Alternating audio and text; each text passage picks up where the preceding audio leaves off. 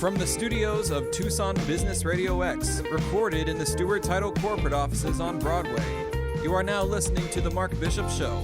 And now here's your host, Mark Bishop.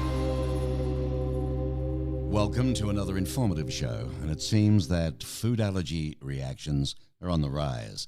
A recent study reveals severe food reactions have climbed dramatically over the last decade, and the Centers for Disease Control reports that the prevalence of food allergies in children increased by 50% between 1997 and 2011. Caring for children with food allergies impacts the quality of life for U.S. families, and here's the cost. Boy, $25 billion annually. Now, my guest is Lisa Gable. She's the CEO of FARE, which stands for Food Allergy Research and Education. Welcome, Lisa. Thanks for having me, Mark. You're most welcome. It's pretty scary, isn't it? The top 8 food allergies are peanut, milk, shellfish, tree nut, egg, finfish, wheat, and soy. And we'll cover the 10 states with the biggest increases a little later. But 1 in 13 children, Lisa, in the U.S. now have a food allergy, and that's around about 5.6 million. 20% of children with a food allergy have required emergency room care during the past year for a life-threatening reaction to food. I mean, this is unbelievable. Every 3 minutes, a food allergy sends someone to the emergency room. And according to your recent study from FARE, 32 million Americans are living with potentially life-threatening food allergies. And there's been nearly a 400% increase in anaphylactic food reactions over the last decade. What on earth is going on? Well, thanks for asking. We've actually seen this rise to 32 million since 1998.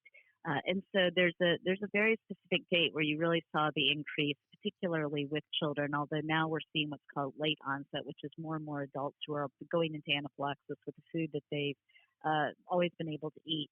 But in 98, a few things happened. One is we have what's called the hygiene theory. We became a very clean country. We introduced hand sanitizers. Our cleaning products took on a even extra level of cleanliness. People weren't spending as much time in the country. They were moving into cities. And so you had the rise of asthma, allergies, and eczema. These diseases have what's called a comorbidity. And so we believe that level of cleanliness is one of the reasons. Secondarily, is during that time period, we told pregnant moms not to eat the allergens and not to feed allergens to young children. And that was actually the wrong information. What our research shows is that it's actually important to introduce children to a variety of foods early and often.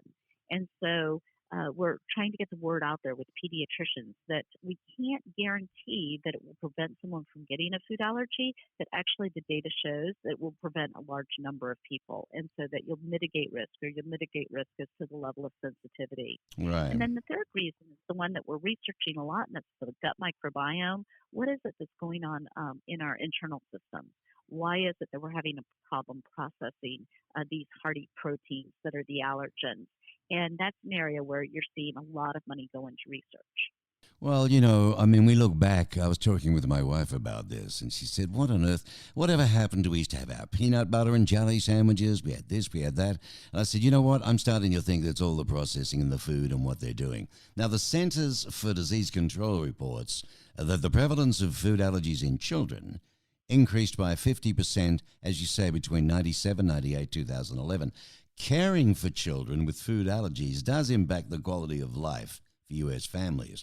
It's a lot of money, $25 billion, isn't it, Lisa?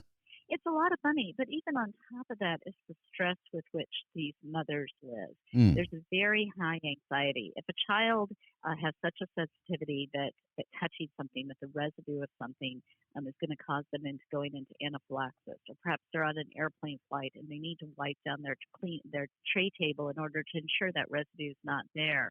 You live with a great deal of anxiety because up until the introduction of Palforzia, which is the first therapy that was approved by the FDA in January, there were no therapies on the market. And so the only choice a food allergic individual has is avoidance. And it's very hard to avoid things, which is why you have that consistency of children going into the emergency room. So moms have that burden of being extremely careful, talking to the school, talking to people at Boy Scouts and Girl Scouts and summer camps. But inevitably, you're dealing with people who are young in a lot of cases. They're not actually understanding or not fully understanding the message. And so your constant vigilance is what drives your life. Right. Well, the FAIR campaign called Contains Courage R. It's a 5-year effort, isn't it, to drive awareness and to ensure the communities have the tools that they need to spread the word about food allergies. How is that faring, Lisa? It's going wonderfully. It's a fundraising and awareness campaign. So our goal is 200 million. We've raised 75 million to date, which will go into research. But the other thing we're doing is we're really focusing on the power of the child. We're recognizing that these children, he's not just the peanut boy, she's not just the girl with the dairy allergy. They're mathematicians, they're ballerinas, they're potential doctors, they're developing apps, and they happen to have a food allergy. So they're assets to be gained, they're not problems to be fixed. And they are going to be the next leaders. And we do want them to be able to travel around the world with a high-tech company or banking. And so that's the focus. And we have a couple of things that we're doing to pull families in. Today I'm in Washington with 150 moms and dads going to Capitol Hill. They're here because in October we had 1,000 of them. A lot of people got trained in advocacy. Kids got to meet other kids with the same disease. Young children got to meet each other. Moms got the information they needed. And we're going to have another Contains Courage Summit in Orlando in October. You can go to our website, foodallergy.org. And we are just encouraging people to come to the summit.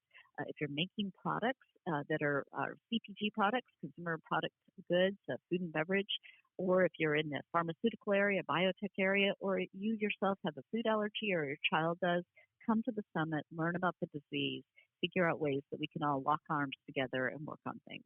I'd like to touch on these 10 states. Perhaps if I mention the letters, you can share with me the particular states. ME? So we're going to go for the... How about I share with you the states themselves? North Carolina. I'm wondering, I'm sort of wondering why those 10. There's 50 odd states. Yeah. Is it something to do with There the are. weather? What is it, do you think? We don't know. And the states are Maine, North Carolina, California, Delaware, New Hampshire, Connecticut, or Kentucky, Texas, Oklahoma, Pennsylvania, and Connecticut. This gets to a critical piece of information. We desperately need data, and so FAIR is investing millions of dollars in what's called the Data Commons Center, and we have a patient registry. This is a new disease, so we don't have a lot of history on what these people are doing in their lives, what environmental factors they have, what's changed in their lives, what other diseases they have, and so we really need families and individuals with food allergies to go to foodallergy.org, go into the patient registry, tell us about your history with the disease. Once we have that information, that gives us what's called the voice of the patient, and that's the information that the researchers and the pharmaceutical and the biotech companies and the food and beverage companies are going to desperately need so they can develop resources that will help you live a safer and healthier life. Well, that's critical, and it's very important. FAIR does an amazing job transforming the future of food allergy. You try innovative initiatives that, definitely do lead to increased awareness, which leads to new and improved treatments and prevention strategies and effective policies and legislation. But, people have to act too, don't they? They have to come forward with what you've asked them to be part of and to do that. Now, March is this week marches the 150 food allergy advocates from across the country in Washington, D.C., for the big 130 plus meetings with members of Congress advocating for food allergies. So it's a pretty big time, and you're not a stranger to that. I notice in your background you've served 4 U.S. presidents, 2 governors, and you've counseled Fortune 500 CEOs. And you've represented global public-private partnerships and nonprofits, all with the goal of moving organizations to higher levels of performance. Do you think that you're getting listened to more now, Lisa, than before? We do. We've actually been investing in growing our government affairs and communications team with people who are very savvy, have extensive experience both on Capitol Hill and administrations, working in the government, understanding regulatory needs. That's been an area of focus and investment for us. We're going on the Hill today and tomorrow talking about the FASTER Act, which is H.R. 2117. We've got kids with us. We have children as young as 7 years old who are going to go up and tell Congress about their food allergies and what it's like to live as a child with food allergies. We'll be talking about the School-Based Allergies and Asthma Management Program Act, H.R. 2468.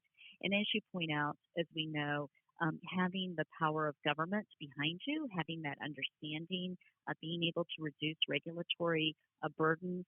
People wonder why it takes so long to get a drug to market. We've had an opportunity to meet with the Deputy Secretary of HHS, who's done an incredible job streamlining with the head of the FDA these processes, and all of us working together to make sure that when we come up with answers, we can move them to the patient as quickly as possible. Fantastic. Great work. And the site again, Lisa, for our listeners to go to have a bit of a wander? It is foodallergies.org. Foodallergy.org.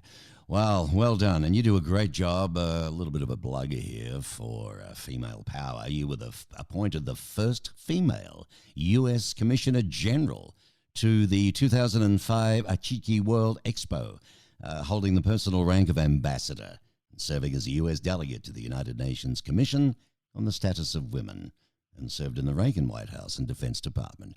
You've done a lot, haven't you? Well done. It's been a busy time. Thank you so much. Good on you, Lisa. Thank you. And good luck with the big meet coming up in Washington, D.C., okay? Great. Thank you. Thank you. Lisa Gable on the Mark Bishop Show, and all about food allergies. Boy, go to that site. You could learn a lot.